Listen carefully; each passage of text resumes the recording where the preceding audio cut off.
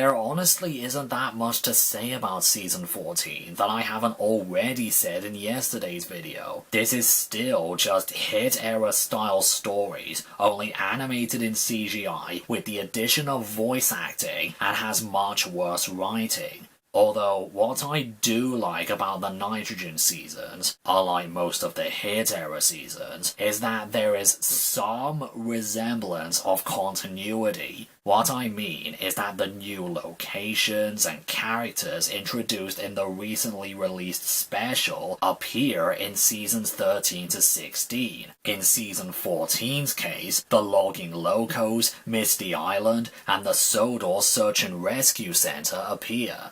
But in less than half of the season. I guess their biggest priority for episodes are of James whining about a lamp, or Diesel whining that he isn't transporting pigs, or Emily whining that she's delivering dirty washing. God, the engines are quite selfish during this era, aren't they? I guess I should talk about the new characters, even though I really don't want to. Why? Well... Shake, shake, make me quick until I shake! Yeah. Debatably the most despised characters in the entire series, Bash, Dash, and Ferdinand, also known as the Logging Locos.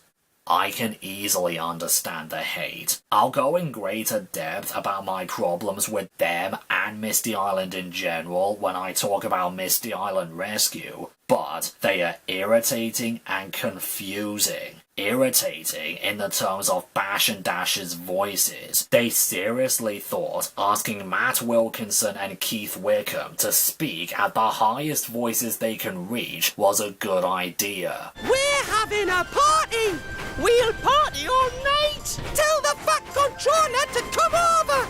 Join the fun! That's right! And in Ferdinand's case... That's right! That's right! That's right! That's right! That's right! That's right! This is not right! Okay, there's having a catchphrase, and then there's just neglecting to give a character any other lines except for 2 words. And no, I am not counting how many times he says "that's right" in the entire series. You're just asking for way too much from me.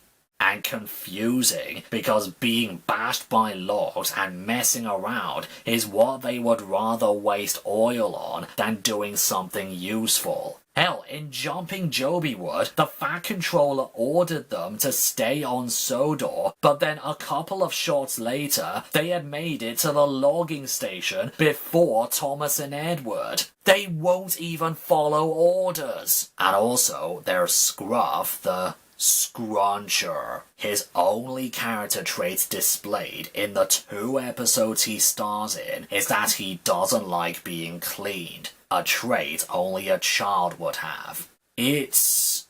unique, I guess? Oh yeah, and there's Captain.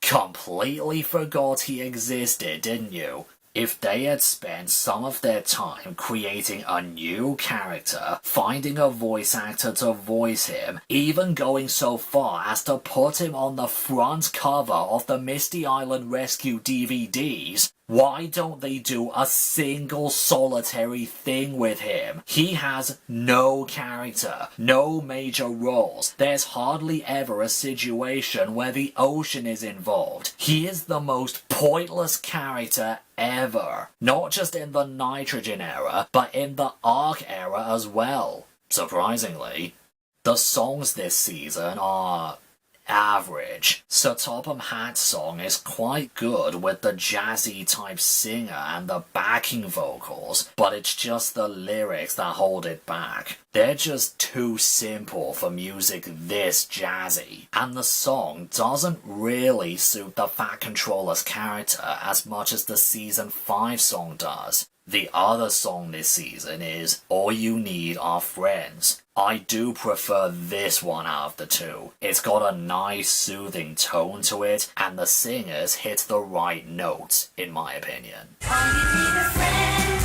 good friends, to help you through the day.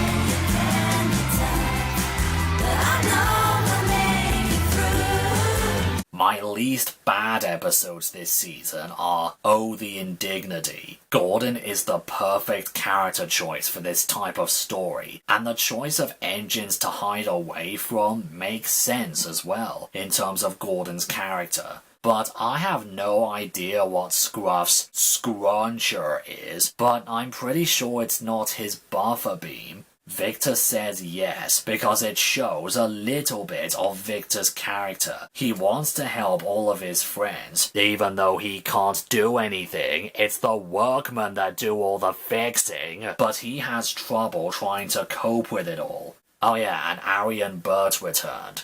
And... Henry's health and safety? Because Henry has kind of the right idea. Leaving trucks in the middle of the main line can be dangerous. He just took it a little bit too far. And...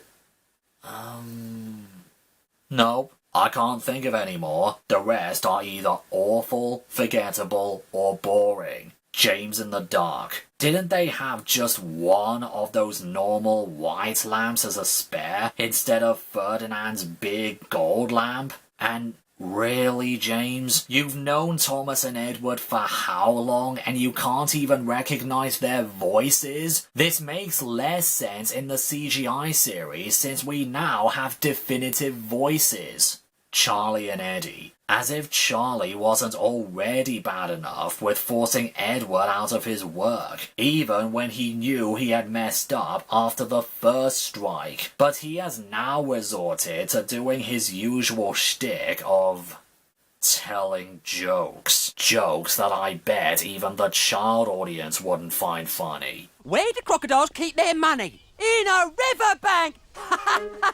But Edward didn't laugh. He didn't even smile. Toby and the Whistling Woods. Dear God, they had turned Toby into the biggest wimp imaginable. He seriously finds an owl hooting and trickling water as scary sounds. Oh, and James and Thomas are just shunting trucks in the middle of the main line. Don't blame me if Gordon speeds down that line. Thomas in charge. The Fat Controller said, busy engines will please the railway inspector most of all. I must find more engines to shunt trucks.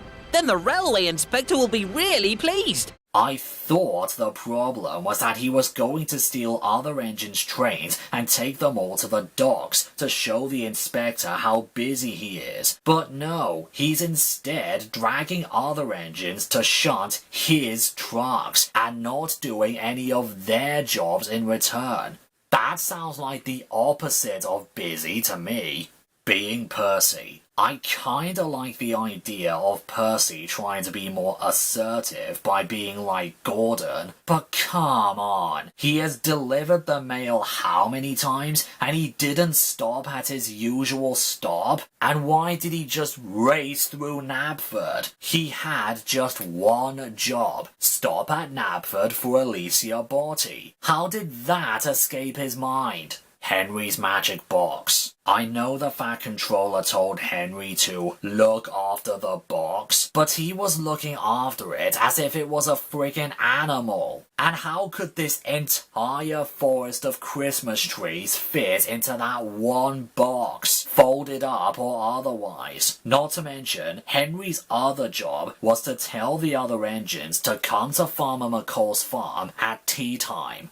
Why couldn't the Fat Controller tell them? And this episode isn't the only culprit of this. The biggest present of all had the same problem. Pop Goes Thomas. God, this episode was awful. Absolutely no one, Thomas, his driver, his fireman, the supposed guard that should have been there, knew what the popping noise was. And yes, Thomas does have a driver and fireman. They were clearly shown in many previous Nitrogen episodes, more notably Thomas and the Snowman Party. Now this just makes these episodes even more nonsensical, because they did absolutely nothing to warn Thomas at any point, or correct him sternly about what he should do. They just carry on with his stupid ideas all the time. How does each season of this fucking show keep getting worse and worse every single year? I thought season 9 was bad, but then season 10 was worse, but then I thought season 12 was worse, but then season 13 was worse, and now season 14 is the worst one yet. I don't think we have dealt with the worst of the worst yet. Let us see if the next season actually is the worst tomorrow.